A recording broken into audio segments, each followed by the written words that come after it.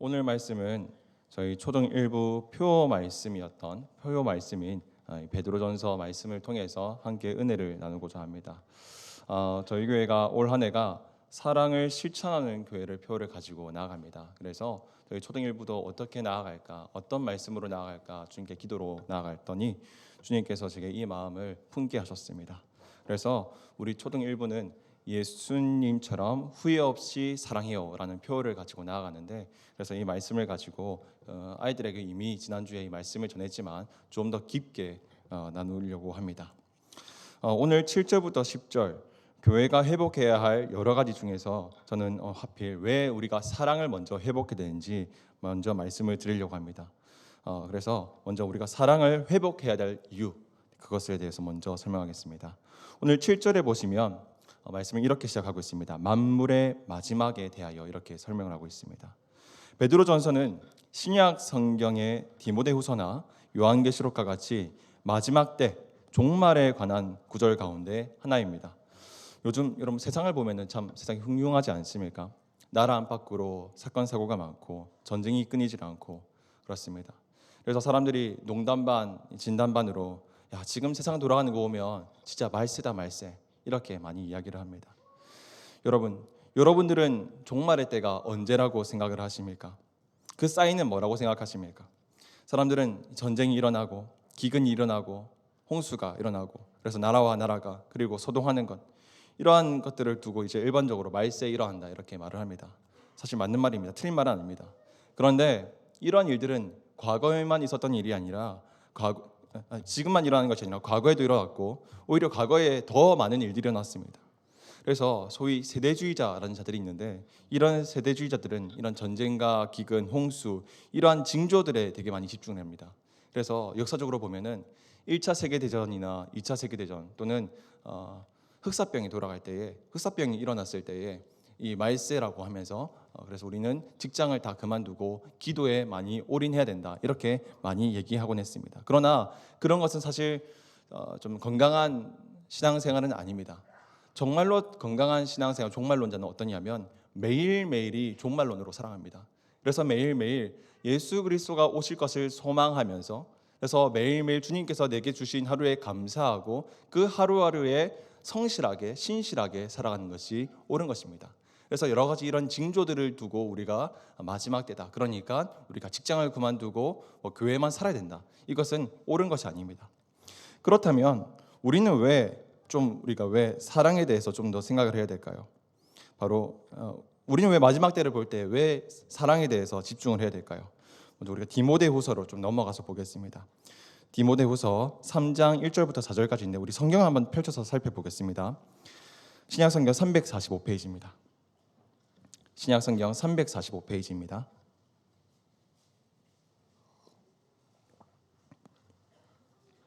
디모데후서 3장 1절부터 4절까지 우리 함께 읽겠습니다. 너는 이것을 알라. 말세에 고통하는 때가 이르러 사람들이 자기를 사랑하며 돈을 사랑하며 자랑하며 교만하며 비방하며 부모를 거역하며 감사하지 아니하며 거룩하지 아니하며 무정하며 원통함을 풀지 아니하며 모함하며 절제하지 못하며 사나우며 선한 것을 좋아하지 아니하며 배신하며 조급하며 자만하며 쾌락을 사랑하기를 하나님 사랑하기보다 더하며. 아멘. 방금 읽은 이 디모데후서는 이 베드로전서와 같이 이 말세에 대해서 말하고 있는 신약성경 본문 중에 하나입니다. 그래서 우리가 1절에 보니까 말세에 고통하는 때에 대해서 말하고 있는데, 우리가 방금 1절부터 4절까지를 보면은 가장 많이 반복하고 있는 명사가 있습니다. 뭘까요? 한번 보시겠습니까? 바로 사랑입니다. 사랑이라는 명사가 무려 5번이나 반복하고 있습니다. 그래서 2절에 보시면 자기를 사랑하고 돈을 사랑하고, 또 4절에 보시면 쾌락을 사랑하기를 뭐보다 더합니까? 하나님 사랑하기보다 더합니다. 제가 지금 4개를 말했는데, 그리고 한글 성경에는 보이지 않는 사랑이라는 단어가 또 이렇게 더 숨어져 있습니다. 3절 끝에 보시면 선한 것을 좋아하지 아니하며 라고 되어 있죠. 이 부분을 원어 성경으로 보면 필로스, 사랑하다라고 기록이 되어 있습니다. 자, 그러면 여기서 우리가 알 수 있는 말세의 기준은 무엇입니까? 바로 사랑입니다. 무엇을 사랑하느냐, 이것을 두고 우리는 말세의 때를 알 수 있는 것이죠. 여러분, 사람이라는 존재는 말입니다, 뭔가를 사랑하는 그런 존재입니다. 하나님은 인간을 창조하고 디자인하실 때부터 뭔가를 사랑할 수밖에 없는 그런 존재로 우리를 창조하셨습니다. 그런데 뭔가 우리가 기계적으로 사랑하는 것이 아니라 하나님이 주신 자유의지 가운데에서 나의 달란트를 이용해서 사랑하게 만드셨습니다. 그래서 나의 지정의, 그래서 나의 지성과 정, 나의 감정과 의지를 통하여서 하나님이 주신 달란트에 맞게 나는 찬양을 잘 섬기면 찬양으로서, 내가 춤을 잘 추면 율동으로서 이렇게 하나님께 찬양하고 예배하고 사랑할 수 있게 만든 것이죠. 그런데 그런 인간이 타락하게 되죠. 어떻게 됐습니까? 하나님을 사랑하게 만들어진 이 창조된 인간이 하나님을 사랑하는 것이 아니라 자기가 좋아하는 것을 사랑하게 된 것이죠. 그래서 방금 읽은 2절 말씀처럼 자기 사랑을 하게 된 것입니다. 재작년에 소천하신 팀 켈러 목사님이 내가 만든 신이라는 책을 집필하셨습니다. 그 책이 되게 유명한 책인데 그 책에 사실 부제목이 있습니다. 그 부제목은 이렇습니다. 하나님 자리를 훔치다입니다. 이게 무슨 말일까요? 내 마음속에 하나님이 있어야 되는데 이 자리에 하나님을 뺏어버리고 나의 욕심으로 가득 채운 것입니다. 다른 우상을 세운 것이죠. 누군가는 하나님으로 채워야 될 이 마음에 자녀를 우상으로 채우고, 누군가는 하나님을 묵상해야 되는 자리에 부동산으로, 누군가는 그 머릿속에 비트코인으로 자꾸 자기 자랑과 그리고 자기 커리어를 채우는데 욕심을 채우고 있는 것입니다. 여러분, 이처럼 인간이라는 존재는 태어나면서부터 뭔가를 사랑하는 존재로 세팅되어 있는데, 근데 마지막 때 사람들은 이와 같이 하나님보다 세상을 더 사랑하는, 그래서 나를 더 사랑하는 존재가 되었다는 겁니다. 그래서 오늘 베드로 사도는 뭐라고 말을 하고 있습니까? 7절 말씀에 만물의 마지막이 가까이 왔으니 그러므로 너희는 정신을 차리고 근신하여 기도하라 라고 말하고 있습니다. 그렇습니다. 너희는 정신을 차리고 근신하여 기도하라. 사랑하는 성도 여러분, 우리는 지난 신년 특별 새벽 기도회로 나아갔었습니다. 특별히 2025년 사랑을 실천하는 교회라는 표어 말씀으로 가지고 우리가 기도의 불꽃을 태우기 위해서 모였습니다. 신년 기도회는 사실 연례적으로 있는 그런 교회 사역 가운데 하나입니다. 그러나 특별히 올해 사랑을 실천하는 교회라는 주제를 가지고 시작할 때 기도로 나아가는 것은 굉장한 성경적인 의미를 갖고 있습니다. 왜냐하면 방금 읽으셨지만 베드로의 말 맞다나 하나님보다 세상을 사랑하고 국가와 국가가 싸우고 민족과 민족이 분열되고 세계 곳곳에서 사건 사고가 끊이지 않는 이 종말의 때에 더욱 정신을 차리고 근신하여 기도하지 않으면 우린 또다시 세상을 사랑하게 되고 물질을 사랑하게 되고 또 세상 유혹 속에서 허우적거리다가 사망의 길로 향하게 되기 때문입니다. 그래서 사실 이번 특세는 많이 춥기도 했습니다. 그리고 유독 또 독감에 걸리셔서 못 나오시는 분들도 있었습니다. 하지만 그럼에도 불구하고 마스크를 쓰고 우리가 이렇게 신년 특별 새벽 기도회를 참석하시는 우리 성도님 보면서 저는 개인적으로 은혜를 많이 받았습니다. 그리고 저도 저희 가정 가운데 있는 기도 제목을 가지고 주님께 눈물로 기도했었습니다. 사랑하는 성도 여러분, 지난주 우리 특세를 통해서 여러 가지 기도 제목들이 있으셨지요. 그 기도 제목들 우리가 사랑의 불꽃이 모여서 불길이 모여서 불길을 만들었으니 올 한 해 그 불길을 잃지 않고 기도로 나아가시길 주님의 이름으로 소원합니다. 네, 제가 지금까지 종말의 때를 어떻게 구분하는지 이렇게 말했습니다. 그것은 사랑이 기준이라 말했습니다. 무엇을 사랑하느냐? 하나님을 사랑하지 않고 세상을 사랑하고 나를 사랑하는 것이 종말의 때다 말씀드렸습니다. 그래서 7절에서 베드로는 기도해야 된다 말했습니다. 그리고 이 기도하는 것에서 끝입니까? 아니죠. 8절 보십시오. 8절에 보니 사랑하라 말하고 있습니다. 이 8절에서 첫 단어가 무엇입니까? 무엇보다도 말하는데 헬라어로 프로입니다. 이 프로의 뜻은 전치사인데 무엇보다 앞서서라는 뜻을 갖고 있습니다. 즉 말세의 때 교회 공동체가 가장 우선적으로 회복해야 될 일, 가장 선제적으로 해야 할 일은 그것은 바로 사랑하는 것이라는 겁니다. 세상과 돈을 더 사랑하는 이 시대 속에서도 교회는 견실하여서 흔들리지 않고 하나님을 더욱 사랑해야 합니다. 그런데 왜 종말의 때 교회는 왜 하필 사랑을 회복해야 되느냐? 바로 이 사랑이 교회의 능력이기 때문입니다. 여러분, 우리가 하늘 아래 이 세상 속에서 살아가고 있지만 세상을 이길 수 있는 강력한 힘을 우리는 가지고 있습니다. 그것이 무엇이냐? 바로 사랑입니다. 우리는 세상을 아득바득 이겨야 된다고 생각을 하지만 우리는 그럴 필요가 없습니다. 왜? 사랑만 회복하면, 사랑만 먼저 회복하면 되기 때문입니다.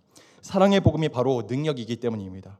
왜냐하면 사랑으로 세워진 교회는 세상을 이기려고 힘쓰지 않고 세상을 그냥 이길 수 있기 때문입니다. 그래서 베드로 사도는 무엇보다도 하나님의 사랑을 회복해야 된다, 이 8절에서 말하고 있는 것이죠. 자, 그러면 우리는 이제 사랑해야 된다는 것까지 이제 알게 되었습니다. 그러면 이 베드로가 말한 이 사랑, 그럼 우리가 어떻게 이 사랑을 할 수 있을까요?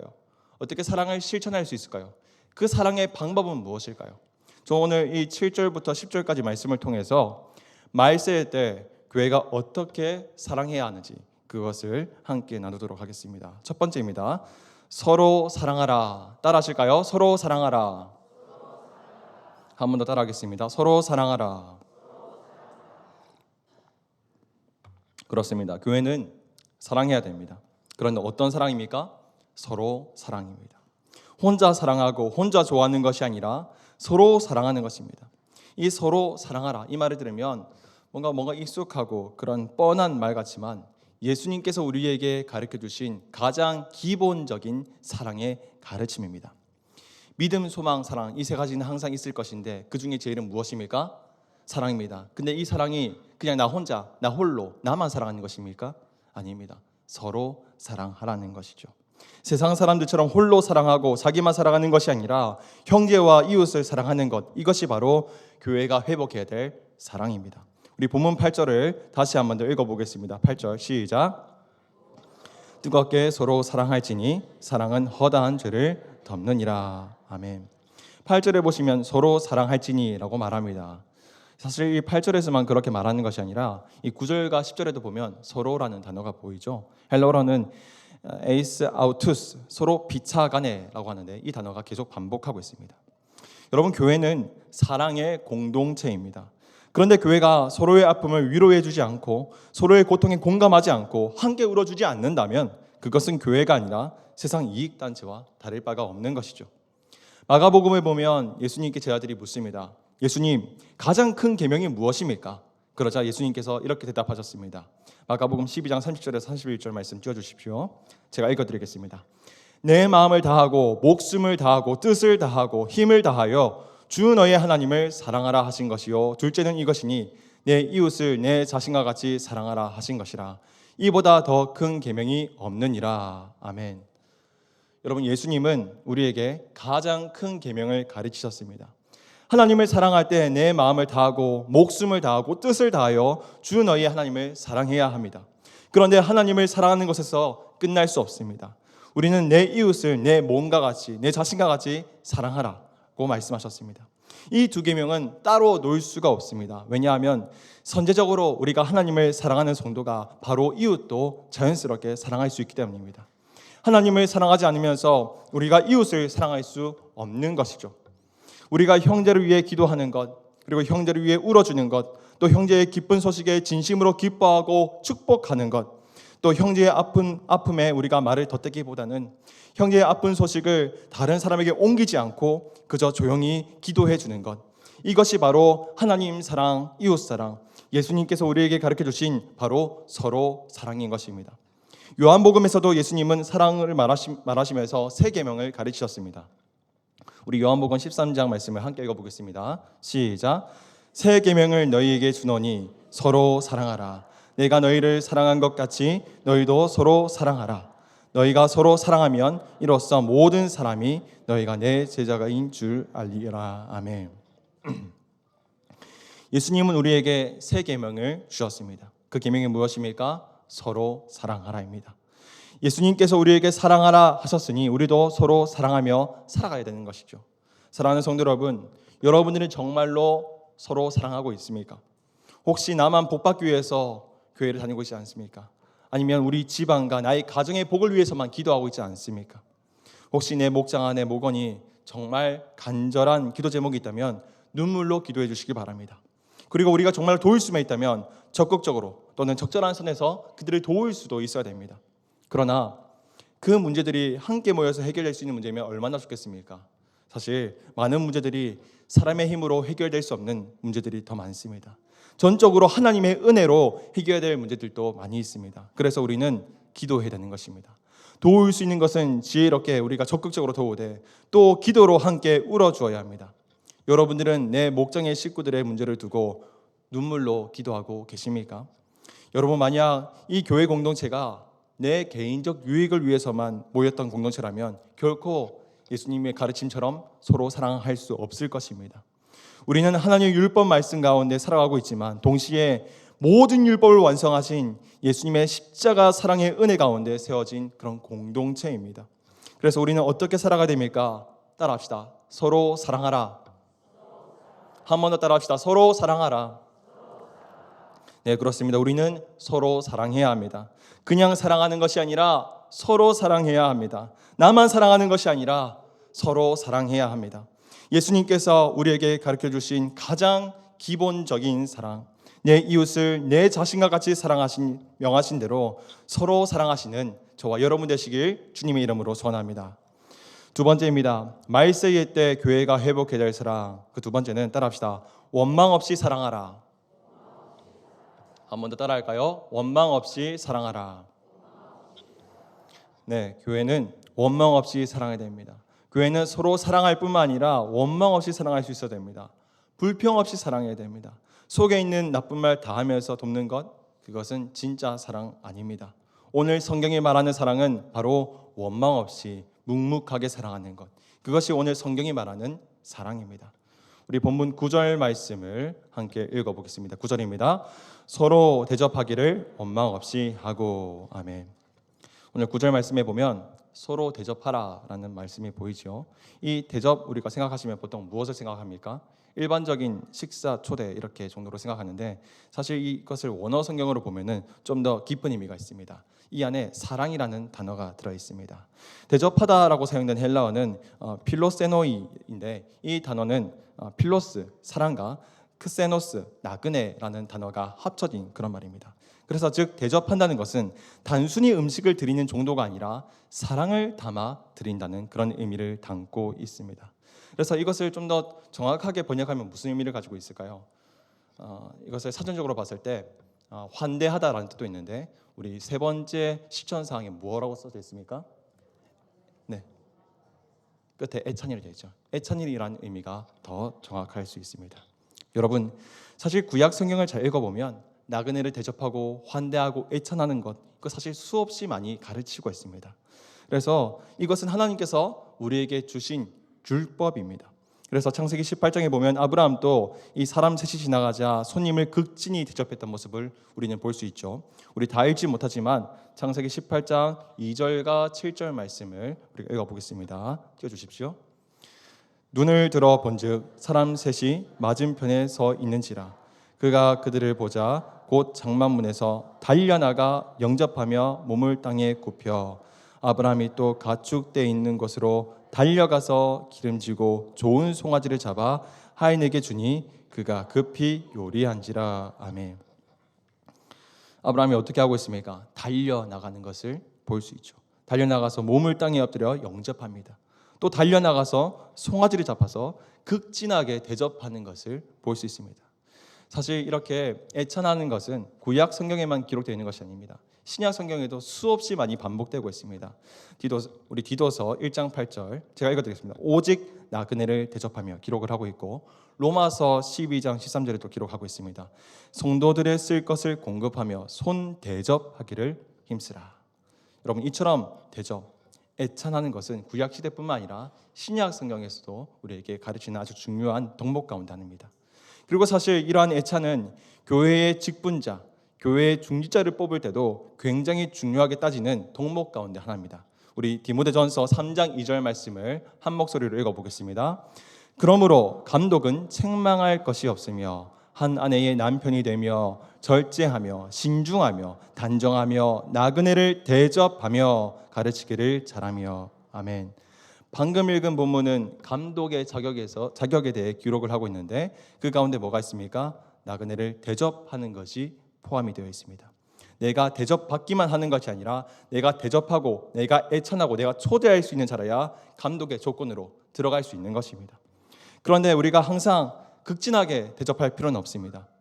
저희 집은 사실 많은 이제 사람들을 좀 초대를 하려고 노력을 하는데 그래서 좀 한 번은 초등부 교사분들을 저희 집에 초대한 적이 있습니다. 그런데 제 아내가 조금 욕심이 많았던 것 같습니다. 그래서 많은 메뉴를 준비하고 싶은 마음에 한 이틀 3일을 장을 보더라고요. 그리고 전날부터 요리를 준비하고 했었습니다. 그런데 하루 종일 요리를 준비를 했음에도 불구하고 초등부 교사분들이 오셔가지고 식사를 하고 다 돌아갈 때까지 준비해놨던 메뉴를 결국은 요리를 다 못하고 다 못 먹이고 돌려보냈던 그런 적이 있습니다. 그래서 우리가 손님들이 대접을 하더라도 우리가 할 수 있는 선에서 무리하지 않고 우리는 대접을 할 수 있습니다. 해야 됩니다. 그래서 저희 집은 또 학생들을 또 집에 초대할 때는 이렇게 또 엄청 극진하게 이렇게 대접을 하지 않습니다. 아주 비교적 간단하게 합니다. 스파게티나 피자나 또 배달 음식 좀 비교적 준비하기 쉬운 것들로 준비해서 아이들에게 먹입니다. 스파게티 같은 경우는 준비하기 되게 쉽거든요. 면을 삶아가지고 시판 소스만 뿌려주면은 애들이 많이 좋아합니다. 금방 이게 많이 쉽다는 것은 비교적 쉽다는 말입니다. 그래서 우리가 할 수 있는 선에서 우리가 그들을 대접할 수 있어야 됩니다. 이처럼 우리가 이제 과부나 나그네를 대접하고 애찬하는 것은 교회에서 아주 중요한 그런 가르침입니다. 그런데 왜 오늘 본문 9절에서 이 대접에 대해서 애찬에 대해서 말하면서 끝에 원망 없이 하라라고 되어 있죠. 왜 이 원망 없이 하라는 말을 붙이고 있을까요? 그것은 우리가 사랑으로 교회를 섬기고 성도들을 섬기더라도 반드시 어디선가 불평이 나올 수 있기 때문입니다. 방금 읽은 원망이란 말은 헬라어로 공구스무, 뜻은 투덜거리다, 수군거리다, 불평하다라는 뜻을 갖고 있습니다. 여러분, 우리가 왜 사랑하는데 원망 없이 하라는 말이 기록이 되어 있을까요? 그것은 우리가 사랑으로 봉사하고 섬기더라도 서로 간의 불평과 싸움이 반드시 생기기 때문입니다. 사도행전 6장에 보면은 초대교회에 히브리파 유대인들과 헬라파 유대인들이 함께 공존하여서 교회를 생활하고 있었습니다. 한 지붕 아래 다른 지파들이 있었던 것이죠. 그런데 초대교회는 급격하게 부흥을 했었고 너무 많은 성도들이 몰리게 되었습니다. 그래서 또 돌봐야 될 과부들이 참 많이 있었습니다. 그렇다 보니까 모든 사람을 돌볼 수가 없는 그런 상황이 되었습니다. 그래서 좀 상대적으로 나랑 좀 관계되어 있었던 히브리파 과부들, 저희 가정으로 치면은 초등 일부 교사들, 학생들, 또 산평원, 또 목장 식구들 이 정도가 되겠죠. 그런 분들을 먼저 이렇게 초대하고 식사를 대접했던 것 같습니다. 그런데 어떤 일들이 일어났습니까? 헬라파 성도들이 섭섭하여 원망하기 시작했던 것입니다. 그래서 초대교회에서 어떻게 했습니까? 7 집사를 세웠습니다.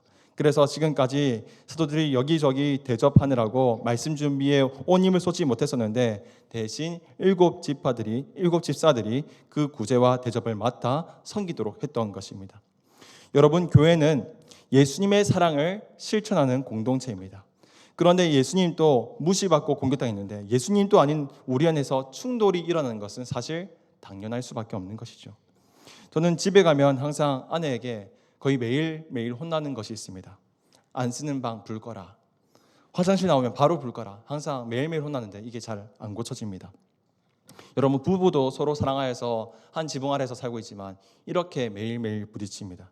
하물며 교회에서 가족도 아니었던 사람들이 함께 모여 있는데 원망이 없을 수 있겠습니까? 있을 수밖에 없는 것이죠.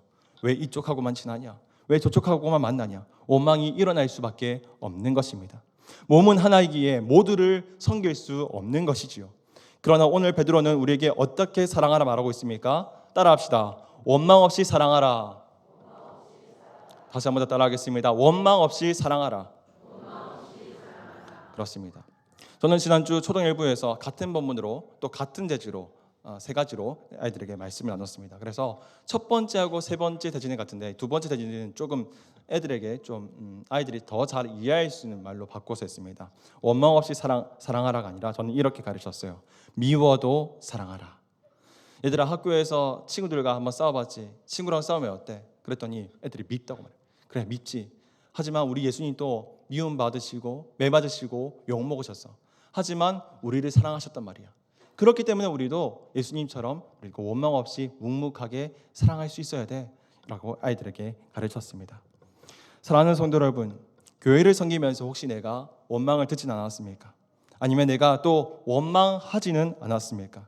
그때마다 오늘 말씀을 생각하시기를 소원합니다. 예수님도 원망 들었습니다. 예수님도 미움받았습니다. 그래서 우리도 미움받는 것이 당연합니다. 그러나 그런 미움 속에서도 우리같이 연약한 자들을 묵묵히 만나주신 예수님을 생각하시면서 예수님처럼 원망 없이 사랑하시는 모든 하늘샘 성도 되시기를 주님의 이름으로 소원합니다. 마지막 세 번째입니다. 따라하십시다. 후회 없이 사랑하라. 다시 한번 따라하겠습니다. 후회 없이 사랑하라. 그렇습니다. 사랑에는 후회가 없어야 됩니다. 적당한 사랑, 그거 후회합니다. 선택적 사랑, 그거 반드시 후회합니다. 말세의 때 교회가 회복해야 될 가장 중요한 사랑이 무엇이냐? 그것은 바로 후회 없이, 예수님처럼 후회 없이 사랑하는 것입니다. 우리 다시 한번 더 본문 8절 말씀 읽겠습니다. 시작. 무엇보다도 뜨겁게 서로 사랑할지니 사랑은 허다한 죄를 덮느니라. 아멘. 8절에 보시면 뜨겁게라는 단어가 보이십니까? 여기서 뜨겁게로 사용된 헬라어 에크테네이는 간절하게, 끝까지, 후회 없이라는 뜻을 갖고 있습니다.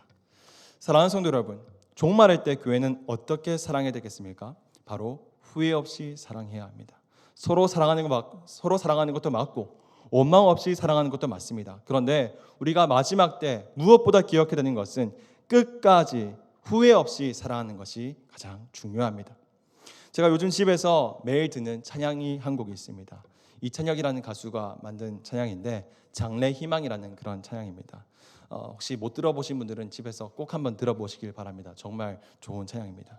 악동 뮤지션이라는 이름으로 활동하고 있는 그런 그룹의 그런 그룹인데, 이찬혁은 자기 여동생과 같이 가수로 활동하고 있는데 부모님이 또 선교사님 출신입니다. 그래서 신앙적인 그런 바탕 가운데서 성장했었죠. 그런데 이 노래의 이름이, 찬양의 이름이 장래희망이라고 하지 않습니까? 근데 이 장래가 우리가 생각하는 그 장래희망이 아니라 장래가 좀 언어 유기가 들어갔습니다. 우리가 장례식 할 때 그 장래를 넣어서 장례식 희망, 이 정도로 이해하면 될 것 같습니다. 그래서 내가 마지막 때, 나의 죽음의 때, 나의 천국에서의 삶을 생각하면서 노래를 지은 것이죠. 그래서 내가 천국에서 어떤 모습을 보는가, 그것을 노래에 담은 겁니다. 가사는 이렇습니다. 아는 얼굴 다 모였네 여기에, 한 공간에 다 있는 게 신기해. 모르는 사람이 계속 오는데 누군지 기억이 안 나 미안해. 종종 상상했던 내 장례식엔 축하와 환호성 또 박수갈채가 있는 파티가 됐으면 했네. 왜냐하면 난 천국에 있기 때문에. 그러면서 이찬혁은 내가 이 천국에서 먼저 올라간 가족들, 내 사랑하는 형제들, 이런 부분에 대해서 찬양을 하며 내 몸보다 훨씬 더 큰 짐승들과 뛰노는 것을 그렇게 찬양하고 할렐루야 노래를 부릅니다. 그런데서 제가 여기서 좀 주목해서 본 것은, 이 노래에 보면은 후렴구로 넘어가기 직전에 의도적으로 말을 좀 흐리면서 잘 안 들리게 하는 부분이 있더라고요. 그래서 이 가사가 뭔가 싶어서 제가 좀 가사를 찾아봤습니다. 이 가사의 내용은 이렇습니다. 내 마음을 다 전하지 못한 게 아쉽네. 내 마음을 다 전하지 못한 게 아쉽네. 이게 무슨 말입니까? 예수님의 사랑을, 예수님의 복음을 내가 온 힘을 다해서 전하지 못했다는 것이 아쉽다는 것입니다. 살아있을 때 온 힘을 다해 사랑하지 못했던 것이 후회가 되는 것입니다. 사랑하는 성도 여러분, 우리가 하늘 아래 이 육신의 몸을 입고 사는 이상 아무리 천국을 소망하는 자라 한다 할지라도 후회가 남을 수밖에 없습니다. 그러나 후회가 없는 분이 계십니다. 누구실까요? 바로 우리 하나님입니다. 하나님은 우리를 향한 부르심과 그 계획에는 후회가 없습니다. 로마서에서 이렇게 말을 하고 있죠. 한번 띄워주십시오. 함께 읽겠습니다. 로마서 11장 29절 말씀 시작. 하나님의 은사와 부르심에는 후회하심이 없느니라. 아멘. 제가 가로를 쳐놨는데 하나님께서 우리에게 후회하심이 없는데 그 두 가지가 뭡니까? 첫째, 은사. 두 번째는요, 부르심입니다. 하나님께서 우리에게 달란트 은사를 주시고 우리를 부르시는 것에는 후회가 없다고 기록을 하고 있습니다. 그런데 재미있는 것은 오늘 우리가 함께 읽었었던 베드로전서 4장 10절 말씀과 로마서 말씀 계속 띄워주십시오. 4장 10절 말씀과 로마서 11장 29절 말씀이 평행하고 있습니다. 우리 성경책 베드로전서 4장 10절 말씀과 지금 띄워져 있는 로마서 말씀을 보시면서 은사와 부르심, 이게 공통된 부분이 있는데 한번 보십시오. 4장 10절에 은사 보이십니까? 그리고 부르심과 같은 뜻으로 쓰이고 있는 단어가 또 보이십니까? 네, 바로 청지기 맞습니다. 하나님은 우리에게 은사를 주시고 우리를 청지기로 부르시면은 후회하심이 없으심을 믿으시기를 주의 이름으로 소원합니다. 그래서 하나님께서는 우리를 사랑하셔서 독생자 예수 그리스도의 죽음도 후회하지 않으셨습니다. 하나님의 사랑에는 결코 후회하심이 없습니다. 그러면 우리는 어떻게 사랑해야 될까요? 따라합시다. 예수님처럼 후회 없이 사랑하자. 예수님처럼 후회 없이 사랑하자. 그래서 우리 하늘생교회 성도님들이 예수님처럼 후회 없이 사랑하시는 모든 성도 되시길 주의 이름으로 소원합니다. 말씀 정리하겠습니다. 여러분, 인간은 태어나면 반드시 죽음이 있습니다. 그리고 이 땅에 발을 내딛고 사는 이상 끊임없이 우리는 죽음을 마주하게 됩니다. 사랑하는 가족을 떠나보내고 사랑하는 형제자매를 원치 않는 사고로 우리가 잃게 됩니다. 우리가 왜 장례식장에서 웁니까? 우리가 왜 그들의 죽음 앞에서 왜 눈물이 나옵니까? 후회가 남기 때문입니다. 아무리 천국을 소망하는 성도라 할지라도 육신의 몸을 입고 있는 이상 후회하기 마련입니다. 더 안아줄 걸, 더 자주 전화할 걸, 더 사랑한다고 표현할 걸 우리는 후회하게 됩니다. 그러나 성도 여러분, 후회 없이 사랑합시다. 왜요? 나의 하나님이 나를 부르심에는 후회하심이 없기 때문입니다. 그래서 말세의 때 하나님께서 나를 부르심에 후회하심이 없었던 것처럼 우리도 후회 없이 사랑하시는 저와 여러분 되시길 주님의 이름으로 소원합니다. 우리 이제 들은 말씀을 기억하시면서 함께 기도했으면 좋겠습니다.